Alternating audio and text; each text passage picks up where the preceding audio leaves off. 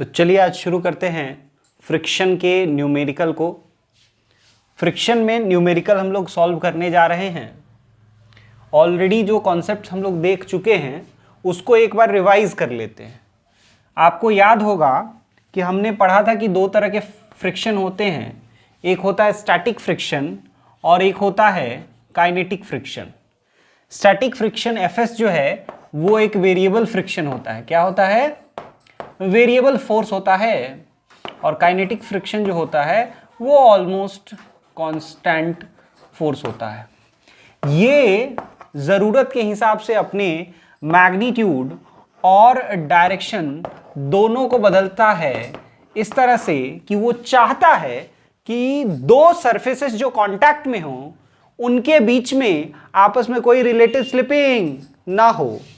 और इसका जो मैग्नीट्यूड है उसका एक लिमिटिंग वैल्यू होता है जिसको हम लोग डिनोट करते हैं एफएस मैक्सिमम से। और एफएस जो होता है यानी स्टैटिक फ्रिक्शन का जो वैल्यू है वो हमेशा जीरो से, किससे? जीरो से बड़ा होगा या जीरो के इक्वल भी हो सकता है, और वो एफएस मैक्सिमम से छोटा होगा। ये वेरिएबल मैग्नीट्यूड का है ना? कैसे मैग्नीट्यूड का है? वेरिएबल मैग्नीट्यूड का है।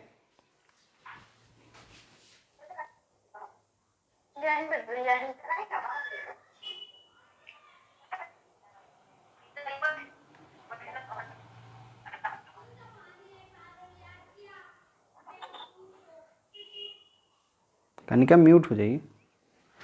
तो ये वेरिएबल मैग्नीट्यूड का है और एफ के जो है यानी काइनेटिक फ्रिक्शन वो कांस्टेंट वैल्यू है और इसका वैल्यू आपको याद होगा म्यू के इंटू एन होता है।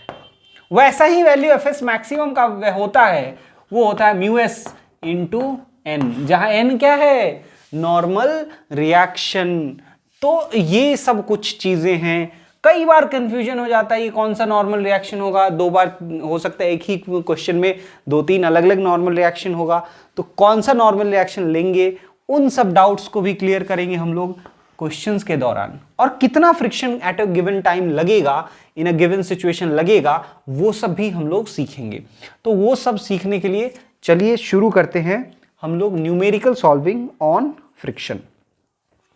सबसे पहले हम लोग एक क्वेश्चन लेते हैं। लेट अस अज्यूम कि हमारे पास एक ब्लॉक है, ब्लॉक का मास 10 kg है। ये जिस सरफेस पे रखा हुआ है उसके और ब्लॉक के बीच में म्यू एस 0.2 है और म्यू के 0.18 है। वी हैव टू फाइंड, अगर हम लोग इस पे एफ लगा दें 10t, कितना लगा दें? 10t, तो अलग अलग टाइम पे कितना फ्रिक्शन होगा वो हमको निकालना है। ठीक है, तो find friction at time t equals two, है ना? एक बार सोच लें 120, ठीक है, तो 1 सेकेंड, 2 सेकेंड, 3 सेकेंड, ये तीनों टाइम पे टेंशन फ्रिक्शन कितना है वो हम लोगों को बताना है ना? तो चलिए शुरू करते हैं इसके एनालिसिस को। सबसे पहले इसको सॉल्व करने के लिए हम लोग इसका फ्री बॉडी डायग्राम बनाते हैं। क्या बनाते हैं? Free body diagram. 10 kg का ब्लॉक है, नीचे लगेगा कितना न्यूटन फोर्स? 100 Newton force. कितना लगेगा? 100 न्यूटन फोर्स लगेगा। ऊपर लगेगा नॉर्मल रिएक्शन। ऊपर क्या लगेगा? Normal reaction. अब हम लोग को मान लो निकालना है, हम लोग को मान लो क्या निकालना है कि फ्रिक्शन क्या लगेगा अलग अलग टाइम पे। तो उसके लिए सबसे पहले काम करते हैं, एफएस निकाल लेते हैं। एफएस मैक्सिमम क्या निकाल लेते हैं? FS maximum. एफएस मैक्सिमम क्या होगा? तो म्यू एस इंटू एन। अब देखिए इसमें हम लोग ऊपर से और कोई फोर्स तो लगा नहीं रहे हैं, तो जो नॉर्मल रिएक्शन होगा उसका वैल्यू 100 के बराबर आएगा कि नहीं? तो नॉर्मल रिएक्शन जो होगा वो 100 न्यूटन हो गया। न्यूटन नहीं लिख रहे हैं क्योंकि कैपिटल N और वो N में कंफ्यूजन ना हो। तो म्यू एस इंटू N ये हो गया नॉर्मल रिएक्शन। म्यू एस कितना होगा भाई साहब, तो 0.2 है और नॉर्मल रिएक्शन है 100, तो ये एफ एस मैक्सिमम कितना आ गया, 20 न्यूटन। मतलब ये जो स्टैटिक फ्रिक्शन है वो मैक्सिमम 20 न्यूटन फोर्स लगा पाएगा, उससे ज्यादा फोर्स वो लगाने वाला नहीं है। तो ये एफ एस मैक्सिमम है, ये एफ एस मैक्सिमम निकाल के हमने रख लिया। साथ ही साथ हम लोग इसमें एफ के भी निकाल लेंगे। क्या निकाल लेंगे, एफ के। अब एफ के कितना होगा, तो म्यू के इंटू एन होगा। क्या होगा, म्यू के इंटू एन, यानी 0.18 इंटू 100, यानी 18 न्यूटन आएगा म्यू के इंटू एन। यानी काइनेटिक फ्रिक्शन 18 न्यूटन आया और स्टैटिक फ्रिक्शन 20 न्यूटन आया। अब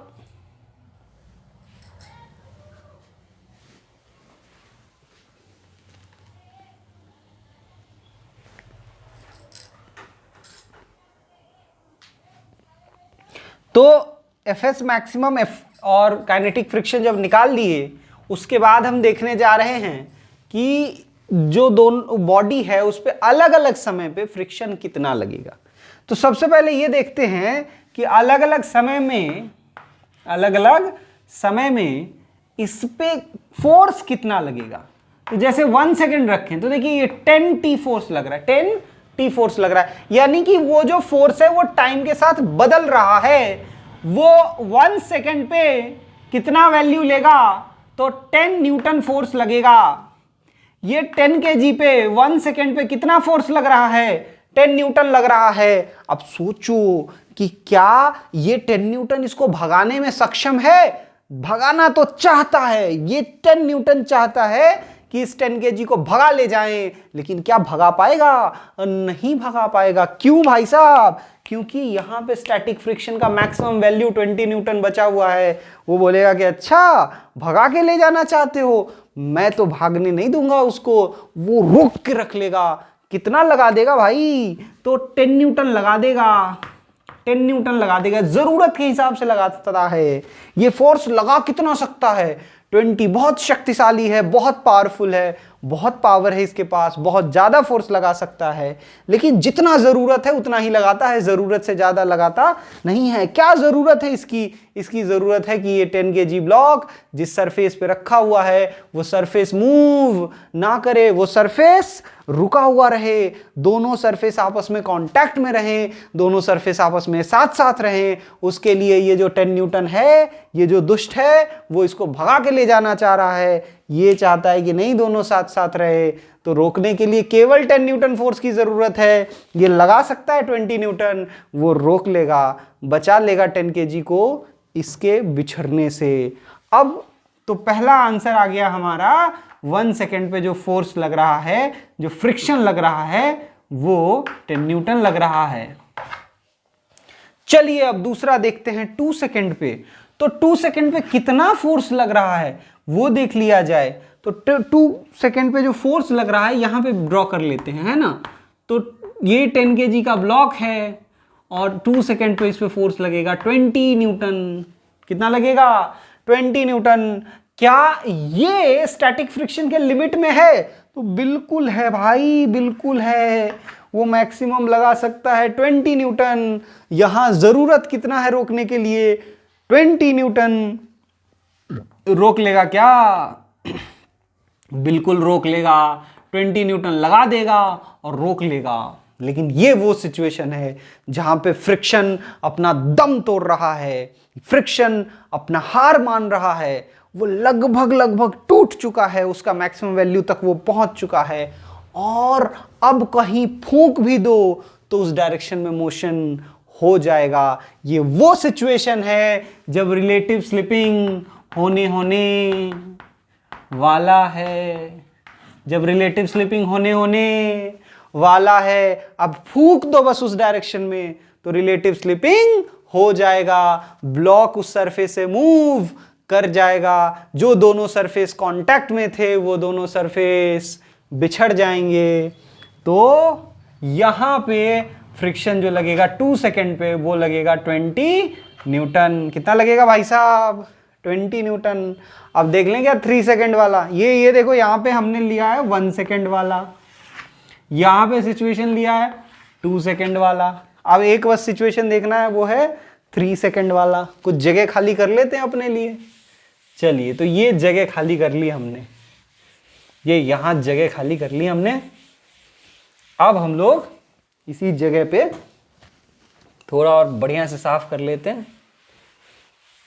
अब थोड़ा अच्छा लग रहा है। तो अब देखना भाई साहब, 3 सेकेंड पे फ्री बॉडी डायग्राम फिर से बनाते हैं। 10 kg ब्लॉक है, लग रहा है भाई साहब 30 न्यूटन। कितना लगा रहा है बाहर का फोर्स? 30 न्यूटन। फ्रिक्शन क्या रोकना चाहता है? बिल्कुल रोकना चाहता है, लेकिन क्या वो इस बार रोक पाएगा? तो नहीं रोक पाएगा भाई साहब। क्यों? स्टैटिक फ्रिक्शन का मैक्सिमम वैल्यू कितना है भाई? स्टैटिक फ्रिक्शन का मैक्सिमम वैल्यू कितना है भाई? 20 न्यूटन है, और यहां लग रहा है 30 न्यूटन। रोकने के लिए कितना चाहिए? 30। क्या रोक पाएगा? नहीं रोक पाएगा। क्या फ्रिक्शन हार मान जाएगा? तो अब तो मानना ही पड़ेगा, उसके लिमिट से ज्यादा हो चुका है। लेकिन अभी भी फ्रिक्शन जीरो फोर्स नहीं लगाएगा, वो मोशन में आ गया बॉडी, तो काइनेटिक फ्रिक्शन लगा देगा 18 न्यूटन। तो at the time 3 second, at t equals to 3 second, friction is 18 newton. इस समय ये भी पूछ सकता है, बताओ एक्सीलरेशन कितना है? अगर ये पूछेगा तो देखना भाई साहब, इधर 30 लग रहा है, इधर 18 लग रहा है। कितना हो गया नेट फोर्स? 12।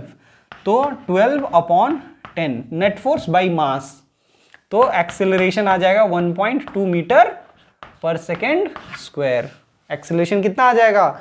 1.2 मीटर पर सेकेंड स्क्वायर। ये हो गया एक्सीलरेशन अपना। तो इस तरह से हमने इस क्वेश्चन में देखा कि अलग अलग सिचुएशन में कैसे स्टैटिक फ्रिक्शन का एक लोअर वैल्यू लगता है। 0 से 20 के बीच में स्टैटिक फ्रिक्शन कहीं भी लग सकता था। तो जब 10 का रिक्वायरमेंट था तो 10 लग गया, जब 20 का रिक्वायरमेंट था तो 20 लग गया, और जब मोशन हो गया तो उसके बाद काइनेटिक फ्रिक्शन लग गया। तो आई होप ये आपको समझ में आ गया होगा। बहुत ही आसान एप्लीकेशन है, बट फ्रिक्शन के नेचर को समझने के लिए बहुत ही इंपॉर्टेंट है। तो आई होप आपको समझ में आया होगा। जल्दी से कॉपी कर लीजिए और फिर इसको मिटा के नेक्स्ट क्वेश्चन की तरफ बढ़ते हैं। चलिए, तो मुझे उम्मीद है कि आप लोगों ने लिखा होगा इसको। आप चाहें तो स्क्रीनशॉट भी ले सकते हैं।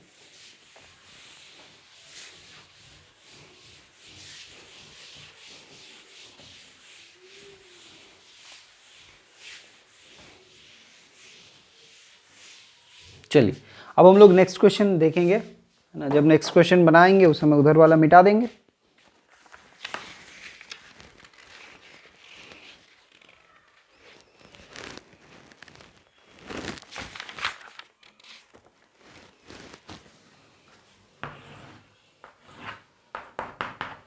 तो नेक्स्ट क्वेश्चन जो हम लोग के पास है वो इस तरह से, दो वॉल है,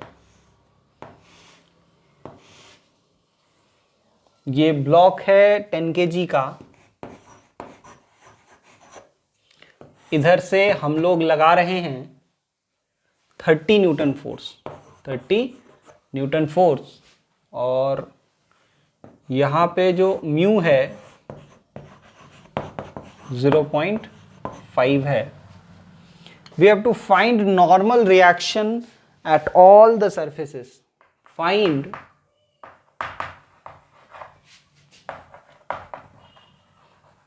normal reaction at all the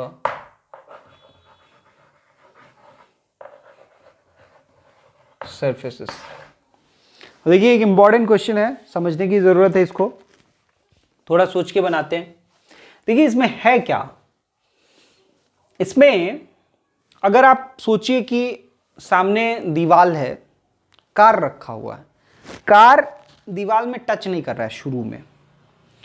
अब आप अगर धक्का लगाएंगे तो क्या कम फोर्स में भी दीवार पे फोर्स लगा पाएगा कार? मतलब ये कार है, आपने फोर्स लगाया, क्या आप ऐसा इतना फोर्स लगा दीजिएगा कि कार जो है सामने वाले दीवार को टच कर जाए और फोर्स लगाने लगे?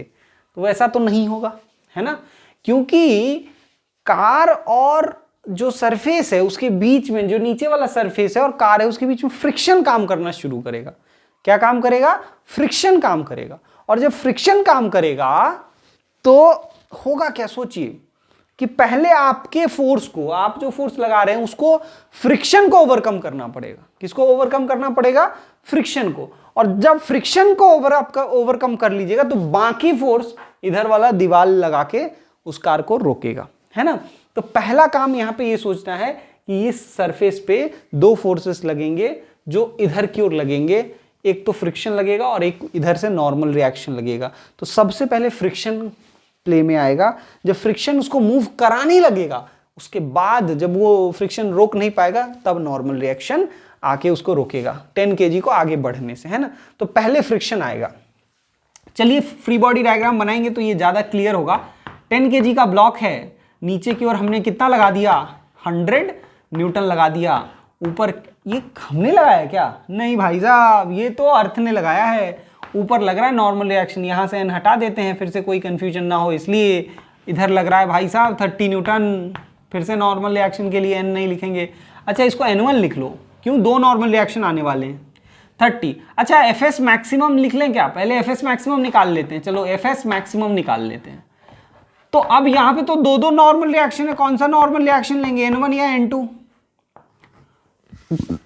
दो दो है ना, दो दो है कि नहीं? ये n2 है, ये n1 है, तो दो दो नॉर्मल रिएक्शन है। तो फ्रिक्शन निकालने में कौन सा नॉर्मल रिएक्शन निकालना होगा, कौन सा नॉर्मल रिएक्शन को यूज करना होगा? तो आंसर इज n1 को यूज करेंगे। क्यों? अब देखिए, इसको समझने के लिए आप समझिए कि अगर मान लीजिए इस सरफेस पे, यहां पे अगर आपको फ्रिक्शन निकालना है, इस फ्रिक्शन का वैल्यू निकालना है, तो ये जो सरफेस है इस पे जो नॉर्मल रिएक्शन लग रहा है इसी को यूज करेंगे। तो जिस सरफेस का फ्रिक्शन है उसी सरफेस का नॉर्मल रिएक्शन होगा, या ये कहें कि जिधर फ्रिक्शन है उसके परपेंडिकुलर में उसका नॉर्मल रिएक्शन होना चाहिए। ये मस्ट चीज है, जिधर फ्रिक्शन है उसके परपेंडिकुलर में नॉर्मल रिएक्शन होना चाहिए। तो चलिए, यहां पे फ्रिक्शन जो होगा वो तो इधर आएगा ना भाई, क्योंकि ये इधर मोशन कराने की कोशिश कर रहा है। आप लगाइएगा धक्का उधर, फ्रिक्शन लगाएगा इधर, तो फ्रिक्शन ऑब्वियसली इस नॉर्मल के तो पैरेलल है, तो ये नॉर्मल तो यूज करेंगे नहीं, इसी नॉर्मल के परपेंडिकुलर है तो यही नॉर्मल यूज होगा। तो एफ का वैल्यू क्या लिखेंगे भाई साहब? तो म्यू इंटू एन। आप देखिए यहाँ पे म्यू दिया है, यानी म्यू एस भी वही और म्यू के भी वही है। तो म्यू कितना है? 0.5 इंटू नॉर्मल रिएक्शन कितना है? 100 न्यूटन।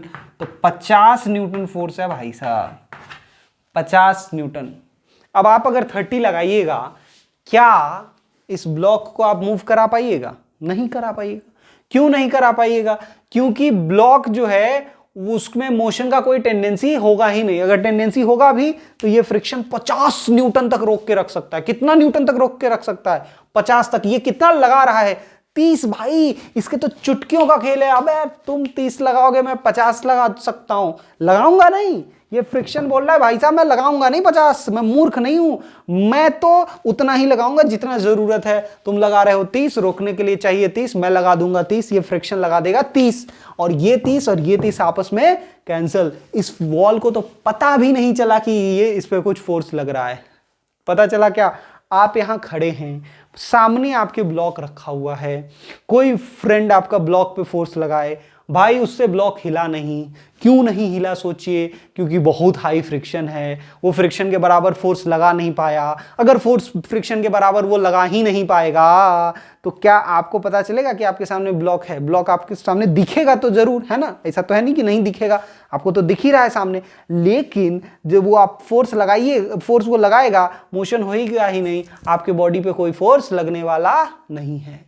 लेकिन क्यों नहीं हुआ? क्योंकि ब्लॉक में मोशन ही नहीं आया ना यार। ब्लॉक तो थोड़ा खसका ही नहीं, एकदम सट के आपके बगल में सामने रखा हुआ था। लेकिन वो फोर्स लगाएगा, वो फोर्स इतना कम है कि वो फ्रिक्शन को ओवरकम नहीं कर पाया यार।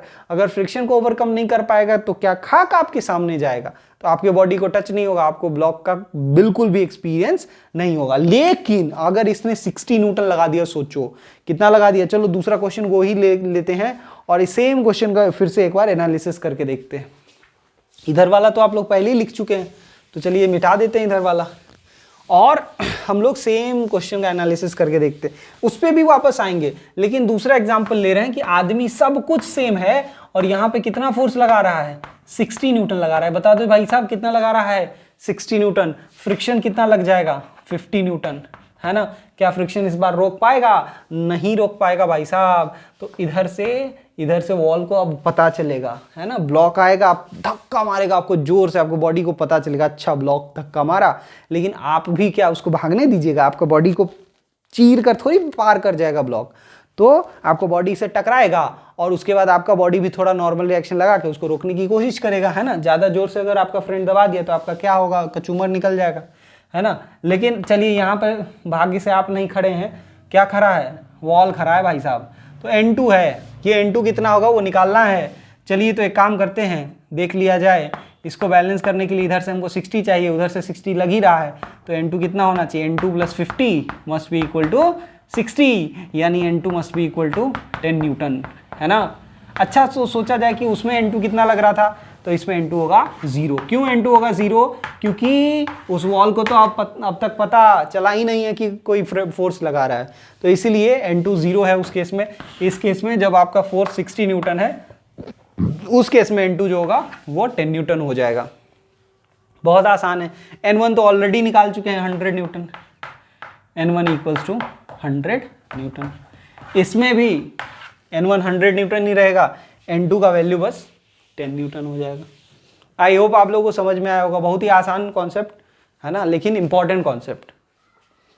कौन पहले प्ले में आता है, फ्रिक्शन आता है या नॉर्मल रिएक्शन आता है सामने वाला। तो ऑब्वियसली हम लोग को पता चल गया कि नॉर्मल रिएक्शन बाद में आता है, फ्रिक्शन पहले प्ले में आता है। आई होप आप लोगों को क्लियर होगा। नेक्स्ट क्वेश्चन बना के देखते हैं,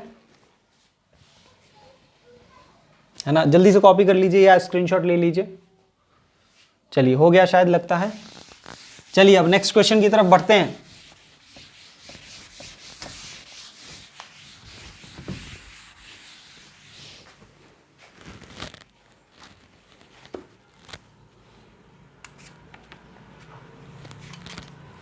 तो देखिए यहां पे आपके पास एक 10 kg का ब्लॉक है, ये 5 kg का ब्लॉक है और इधर लग रहा है 200 न्यूटन। कितना लग रहा है, 200 न्यूटन। आपको बता दें ये एनसीईआरटी का एक्सरसाइज का क्वेश्चन है 5.3 का, है ना। और यहाँ पे 5 kg और सरफेस के बीच में जो फ्रिक्शन कोफिशिएंट है म्यू, उसका वैल्यू 0.5 दिया हुआ है। We have to find normal reaction at all the surfaces, है ना। मतलब सेम क्वेश्चन को हम लोग को ट्राई करना है। सिमिलर क्वेश्चन है, ट्राई करके देखते हैं हम लोग, ठीक है। अब देखिए सिमिलर क्या है, उसमें 2 ब्लॉक रख दिया, है ना। एक बार देखना है कि दोनों में फ्रिक्शन है क्या। हाँ भाई दोनों में फ्रिक्शन है शायद, है ना। कोफिशिएंट ऑफ फ्रिक्शन दोनों के लिए उतना ही है, 0.5। तो चलिए अब हम लोग एक एक करके फ्री बॉडी डायग्राम बनाते हैं दोनों का और क्वेश्चन को सॉल्व करने की कोशिश करते हैं। ये हमारा 5 kg और ये हमारा 10 kg, ठीक है। क्योंकि हम लोग इधर से लगा रहे हैं 200 न्यूटन, पहले तो देखना होगा भाई ये भाग रहा है कि वो भाग रहा है। इधर से लगेगा N2, इधर से लगेगा ऊपर N1, नीचे लगेगा 50 न्यूटन, इधर लगेगा फ्रिक्शन F1। देख रहे हो भाई, भर के रख दिया है। नीचे 100 न्यूटन, इधर N2 लगेगा भाई साहब, लगेगा कि नहीं, पक्का लगेगा।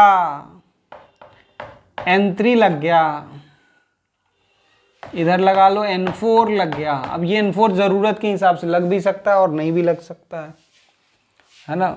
N4 0 भी हो सकता है और इधर उससे पहले F2 भी लगेगा, ठीक है। हो सकता है दोनों फोर्सेस बराबर हों, जो भी होगा वो देखा जाएगा। सबसे पहले यहाँ पे जो फ्रिक्शन है F1S का मैक्सिमम कितना होगा, तो म्यू है 0.5 इंटू 50, तो ये हो जाएगा 25 न्यूटन। अब बताओ भाई साहब, ये 25 न्यूटन का क्या औकात है कि इस 200 न्यूटन को रोक सके? नहीं रोक पाएगा, सिंपल बात है भाई, है ना। अपने औकात के लेवल के हिसाब से बात करना चाहिए। आ गया 25 न्यूटन और 200 न्यूटन से टकराने चला है, कहाँ से टिक पाएगा? तो ऑब्वियसली इसको अपना पूरा औकात लगाना पड़ेगा। तो यहाँ पे 25 न्यूटन तो लग ही जाएगा, ये बात तो तय हो गई। अब इसने 25 न्यूटन लगा दिया, ये 200 न्यूटन है, तो यहाँ का इक्वेशन के हिसाब से बात करें तो N2 plus 25 must be equal to 200। तो N2 कितना आ गया भाई साहब? 175 न्यूटन, है ना।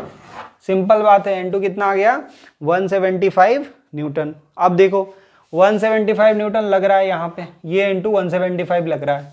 अब उसकी बात करें तो F2 मैक्सिमम कितना है? ये तो F1S मैक्सिमम है ना। यहाँ पे जो फ्रिक्शन था उसका मैक्सिमम वैल्यू निकाले, तो चलो F2S मैक्सिमम वैल्यू निकाल लेते हैं। F2S मैक्सिमम का वैल्यू क्या होगा? 0.5 इंटू 100 उसका नॉर्मल रिएक्शन है ना, N3, तो ये 50 न्यूटन है। अब बता दो भाई साहब, ये लग रहा है 175 और इसका मैक्सिमम वैल्यू है 50, रोक पाएगा क्या? सवाल ही नहीं भाई, सवाल ही नहीं है। तो N2 है 175, कितना है बताओ? 175, और F2 जो है वो 50 है। तो F2 और N4 मिलके N2 को बैलेंस करेगा, है ना। मतलब F2 कितना है? 50 पूरा लगा देगा ना, अपना पूरा औकात लगा देगा।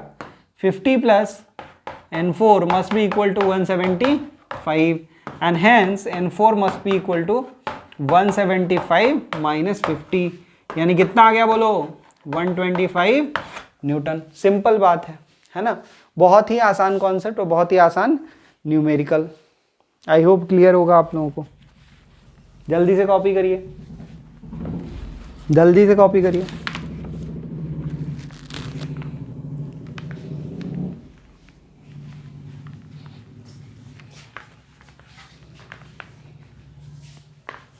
अब देखिए, इसमें ज़्यादातर जो हम लोग क्वेश्चंस कर रहे हैं उसमें मोशन जो हो रहा है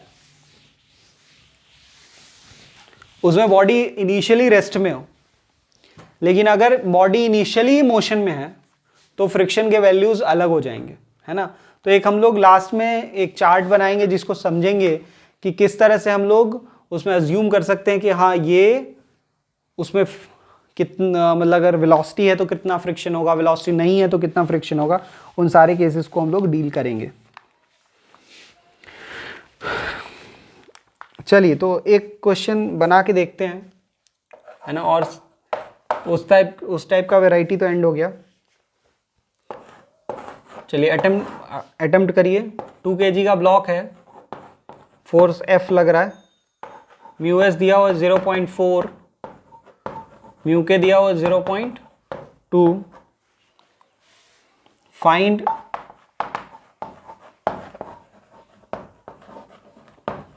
frictional force when capital F is first 6 Newton, second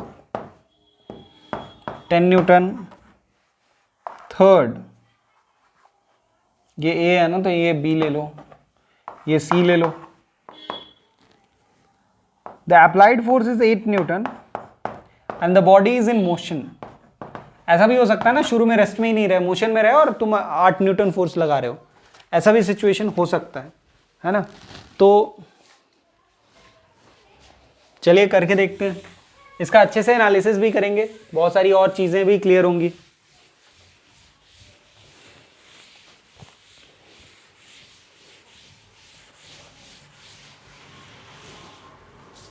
चलिए, आई होप आपने यहाँ तक समझ लिया है।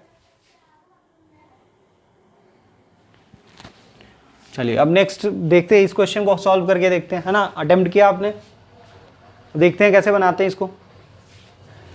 हमारा सबसे पहला कर्तव्य ये है कि हम एफ एस मैक्सिमम निकालें और एफ के निकालें, है ना। सबसे मेन कर्तव्य यही है आपका। सबसे पहला ये सब डिटेल में जाने से पहले आपको म्यू एस दे दिया, म्यू के दे दिया, बिना बात के, बिना कुछ सोचे समझे, सबसे पहला काम क्या कर देना है आपको, एफ एस मैक्सिमम और एफ के मैक्सिमम एफ एस मैक्सिमम और एफ के ये दोनों के वैल्यूज़ निकाल लेने हैं, ठीक है। तो एफ एस मैक्सिमम का वैल्यू क्या आएगा, एफ एस मैक्सिमम का जो वैल्यू आएगा वो आएगा म्यू एस इंटू एन। क्या आएगा, म्यू एस इंटू एन। तो चलिए म्यू एस निकाल लिया जाए, म्यू एस है 0.4, सो म्यू एस लिख लेते हैं 0.4 इंटू एन का वैल्यू कितना आएगा, 20 न्यूटन आएगा। वहाँ से देख के बताइए, फ्री बॉडी डायग्राम बनाइए और देख के बताइए तो आ रहा है कि नहीं। तो 8 न्यूटन है भाई साहब, एफ एस मैक्सिमम कितना है, 8 न्यूटन है। और एफ के मैक्सिमम एफ के कितना है बताओ, एफ के आ रहा है 0.2 इंटू न्यूटन, नॉर्मल रिएक्शन तो वही होगा 20, तो ये 4 न्यूटन हो गया। कितना आ गया, 4 न्यूटन, ठीक। अब शुरुआत में जब हम लोग 6 न्यूटन लगा रहे हैं, कितना लगा रहे हैं, 6 न्यूटन। तो पहला केस में जब हम लोग का बॉडी के बारे में कुछ भी नहीं दिया तो रेस्ट में अज्यूम करेंगे। इसमें एक्स्ट्रा इंफॉर्मेशन दिया है मोशन, तो अगर वो सोच रहा है कि हम लोग पहले से कंसिडर करें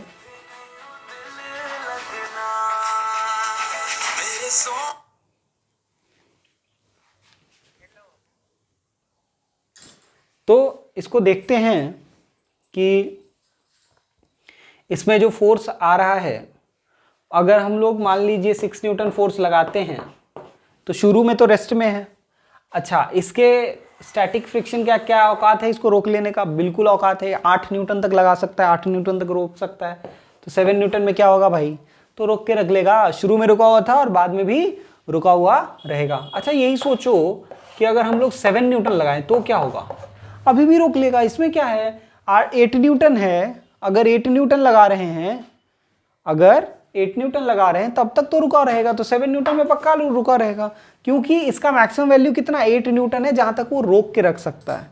मैक्सिमम वैल्यू 8 न्यूटन है, जहां तक वो क्या कर सकता है, रोक के रख सकता है। उसके बाद नहीं रोक पाएगा, लेकिन उससे पहले तक वो क्या कर पाएगा, आराम से रोक पाएगा, बहुत ईजिली रोक पाएगा।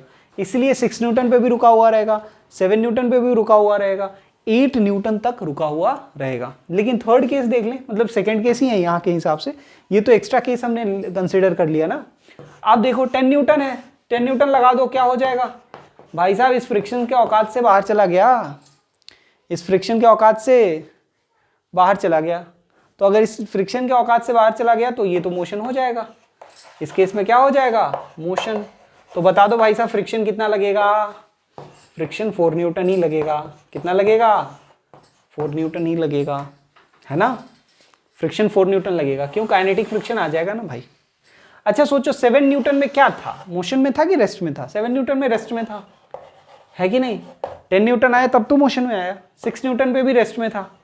अब मान लो कि ऑब्जेक्ट मोशन में आ गया और अब हमने अचानक से, अब हमने क्या किया, अचानक से फोर्स का जो वैल्यू है उसको डिक्रीज कर दिया। मोशन में तो आ गया, 10 न्यूटन की वजह से मोशन में आ गया, अब अचानक से हमने फोर्स के वैल्यू को डिक्रीज कर दिया, 8 न्यूटन कर दिया।